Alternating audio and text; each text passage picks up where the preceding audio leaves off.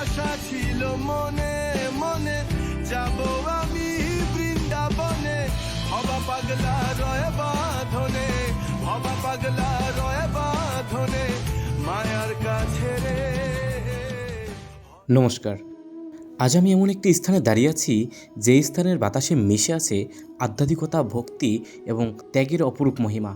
আমি বলছিলাম ফরিদপুরের একমাত্র তীর্থভূমি শ্রীধাম শ্রীঅঙ্গনের কথা।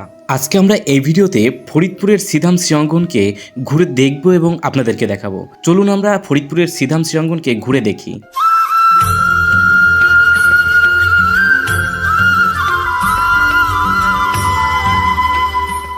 ভক্তরা ভিতরে প্রবেশ করতেই প্রথমে চোখে পড়বে প্রভু জগৎবন্ধু সুন্দরের মঠ, যেখানে প্রতিনিয়ত সেবা পূজা অর্চনা করা হয়।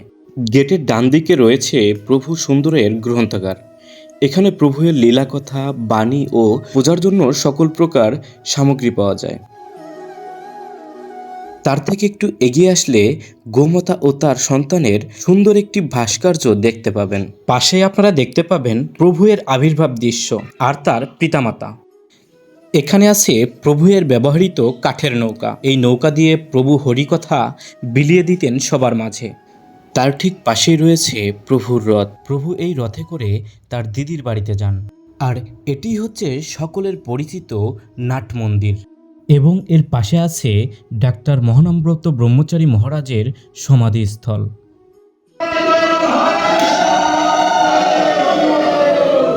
এখানে নিত্যদিন ভগবত পাঠ অনুষ্ঠিত হয়।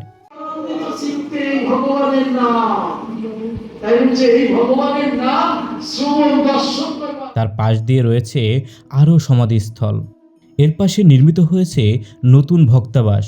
দূর থেকে ভক্তবিন্দু এই ভক্তবাসে রাত্রি যাপন করেন। নাট মন্দিরের পাশেই রয়েছে অফিস কক্ষ। সর্বশেষ যেটার জন্য আপনারা অপেক্ষা করছেন, প্রভুয়ের দর্শন। চলুন আমরা প্রভুর দর্শনের জন্য নিয়ে যাই।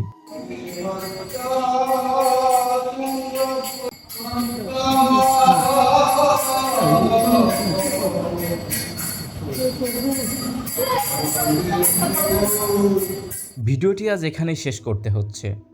দেখা হবে নতুন কোনো ভিডিওতে, নতুন কোনো ধর্মীয় তীর্থস্থান নিয়ে। ততক্ষণ পর্যন্ত আমাদের সঙ্গে থাকুন। ভিডিওটি ভালো লাগলে একটি লাইক করে দিবেন আর আপনার সুন্দর মতামত কমেন্ট বক্সে জানিয়ে দিবেন। ভিডিওটি আপনার বন্ধুদের মাঝে শেয়ার করতে একদমই ভুলবেন না।